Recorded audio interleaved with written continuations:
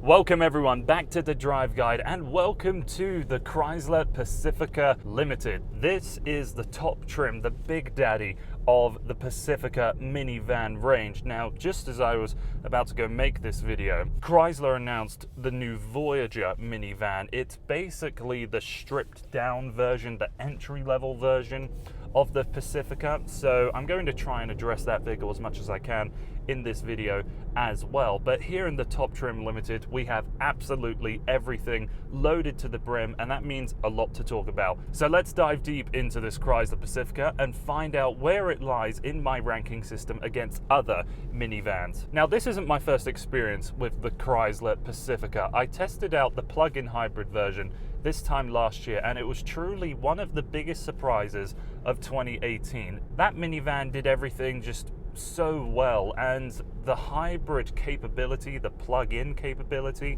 just made sense with it. It had a usable electric driving range with a very minimal upcharge and with very few drawbacks. There aren't any competitors still to a hybridized minivan here in North America, but there are certainly competitors to the traditional Chrysler Pacifica, such as the Honda Odyssey, Kia Sedona, and Toyota Sienna. And this one has the 3.6 litre V6, the Pentastar engine with 287 horsepower and 262 pound-feet of torque. Front wheel drive is the only way to get power to the road in this vehicle. And the maximum towing rating for this vehicle is 3,600 pounds. The V6 in the Limited and about halfway up the range does come with automatic stop-start tech, but when you have the entry-level version, that automatic stop-start system isn't available. Addressing what this minivan feels like to drive is actually very calm and collected, and for me, I feel like I'm sitting quite high to get my perfect driving position, so it gives a compact mid-size crossover vibe. That's going to be attractive to a lot of people that are looking for minivan capability, but they want the benefits of the compact crossover driving position, making it so that you're looking down on other road users. Maybe not so much here. I don't feel like I am looking down at anybody in a sedan or hatchback. But with this position, I've got good visibility out. The bonnet just falls away in front of you, and rearward visibility is pretty good. There is a sizable D-pillar back there, but nothing unacceptable. And the V6 makes a good amount of power when you ask it to, and this has the 9-speed automatic transmission that we see in quite a few Chrysler vehicles. This is the best use of it that I've felt so far. It isn't as snappy or as quick to react for upshifting and downshifting like a lot of other competitors' vehicles, but it isn't spoiling this driving experience at all. The suspension is exactly what it needs to be in this minivan, absorbing all of the small stuff without feeling floaty and disconnected to the road.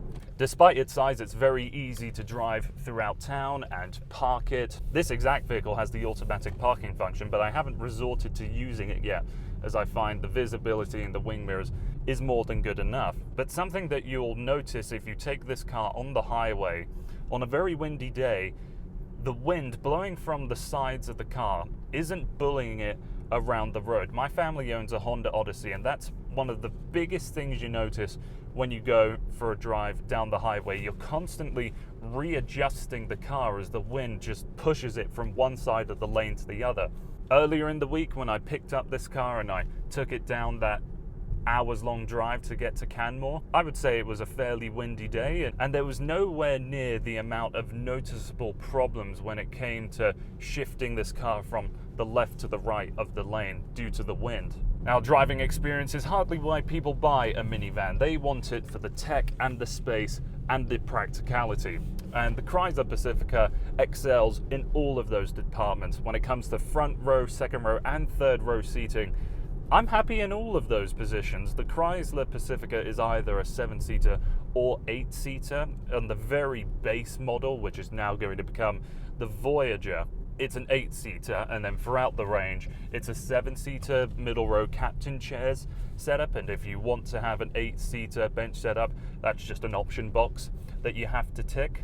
Captain row chairs have the Stow and Go system, totally genius. A lot of people really love having that. And if that space isn't being used to hide away the seat, it's a great space to just hide away precious items. If you've got a laptop that you need to hide away, something like that. For the third row seating, here in the Limited, they're powered assist, so you can lower them all into the boot floor or raise them all, or the left side and the right side independently. Just a one-touch operation and you'll let them go on your way. Other power assisted features include the hands-free powered tailgate and the powered sliding rear doors, and in the Limited as well. Not only do you have the ability to open and close them with the key fob, but they have a hands-free feature similar to the tailgate as well. I find it strange that with the hatch release, it's at the very base of the hatch. Why wouldn't it be hidden underneath the Chrysler wings? That would just be a much simpler place to put it, no? The second row seating, nothing to complain about. Third row seats, I could actually stay back there for a good amount of time. The tri-plane panoramic roof, although it isn't a full size, it's nice to have that open glass space for the third row passengers. Also adds a little more headroom so I can take advantage of that space. There's a lot of USB outlets for the second and third row. The second row on the right-hand side, the passenger side of the car, you'll see there's actually a household outlet just sitting behind that seat. Manual sunshades for the second and third row passengers. The glass doesn't go all the way down. Although it bothers me, this Chrysler isn't the exception to the rule. In the Limited model, the second row of seating is heated as well. So that leads on to talking about all of the other tech that you can get in this Pacifica, and the list is quite extensive, but for this model I'm in, there's quite a few more optional upgrades added on top of the Limited, and I think it's a little bit of a shame that not more of that stuff is included and maybe just up the base price a bit, as there's some features in here that you would kind of expect to be standard on the top trim model. So that includes the 360-degree cameras, the lane keeping assist, the adaptive cruise control, and the blind spot monitoring system. The 20-speaker Harman Kardon sound system is an upgrade. This Pacifica I'm driving has the S appearance package, and although it might be a little bit silly putting a sporty version or a sporty appearance package on something like a minivan, I'm sure there's somebody out there that wanted it. So the S appearance package gives you the blacked out wheels, the blacked out badging here on the inside, the black leather treatment with white appointments in the stitching and the piping, and the S badging. 18-inch black wheels are standard with the S package, but here we have the 20-inch rims installed. The Limited would come as standard with the Stow and Vac system, which has its own dedicated hiding spot, but here that option has been taken away and replaced with a $300 surcharge for an inflatable spare wheel. So which one would you rather have, an inflatable spare wheel or a built-in vacuum system? Personally, I think the vacuum system should be the additional cost and in replacement of the spare wheel. I mean, I'm sure we all think we don't really need to be carrying around the weight of a spare wheel, but as sod's laws go, as soon as you get rid of that spare tire is exactly when one of them goes flat. The Uconnect theater system with the 2 screens in the headrests is an additional upcharge. And then finally, the greater towing capacity is an additional package added onto this vehicle. So it certainly inflates the price of this Limited quite a bit, but if you want your minivan loaded to the max with all of the creature comforts, with all of the safety features and the extra towing capacity, then you're looking at the best version that it can be. Touchscreen is excellent, great responses, easy to learn, and it's customizable to some extent. You can change around these 7 icons at the bottom of the screen for things you're going to be using most frequently. So the climate control, the seat controls, navigation, and then you also have Apple CarPlay and Android Auto as standard equipment that can stay down there too. The climate interface system is straightforward again, and here it's a dual zone climate control system, so the left and the right side have the ability to do as they please when it comes to setting their perfect temperature. Then just below that, a little bit of storage. Press this button here, open up even more storage to hide away whatever you can imagine in there.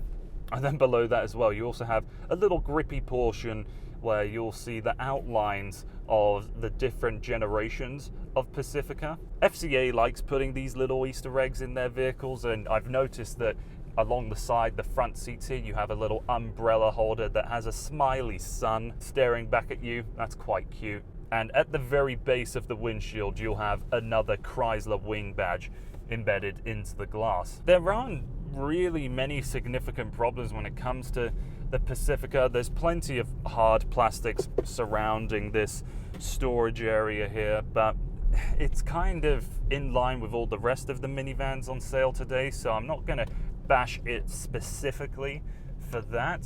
I truly don't find much to complain about in the Pacifica. Looks great, drives great, has all of the tech that you'd want, although there's certainly some things I wouldn't necessarily option for, like the upgraded sound system, for example, and screens in the back. And it has to be said that right now in Canada, there are 7 trims for the Pacifica, so detailing exactly what comes with what trim would be quite a lengthy video, so I highly encourage you that if you are planning to go out and buy yourself a Pacifica, please really take the time to read through the brochure to find exactly what comes standard and what is still an optional upgrade. Now, for the bottom 2 trims, the L and the LX, I believe it is, here in Canada, they're going to be replaced with the Voyager. The Voyager is the Pacifica, but the Voyager has been created for the people that want sort of the bare bones minivan, really just built to transport the most amount of people at the lowest possible price. So that wraps up all of my thoughts towards the Chrysler Pacifica Limited in its standard form. This minivan is excellent. In its plug-in hybrid form, I think it really makes this vehicle stand out. So please check out that video I made about this time last year as well, and compare my thoughts with this vehicle versus that one. Even though this Chrysler Pacifica in its normal, naturally aspirated, non-hybridized form has a lot more competitors than that hybrid, I still think this is amongst the best, and this is why I think it is a segment leader. It has a few problems here and there, and I would like to see additional equipment as standard, but really those are the largest criticisms I can put towards this Pacifica. So that's been everything from me. Thank you so much for taking the time to watching this video. I really appreciate your time, and I hope that you can like the video and share it if you think other people will like it too, and of course subscribe, because that does the world for me. Thanks again for watching. Hope to see you again soon.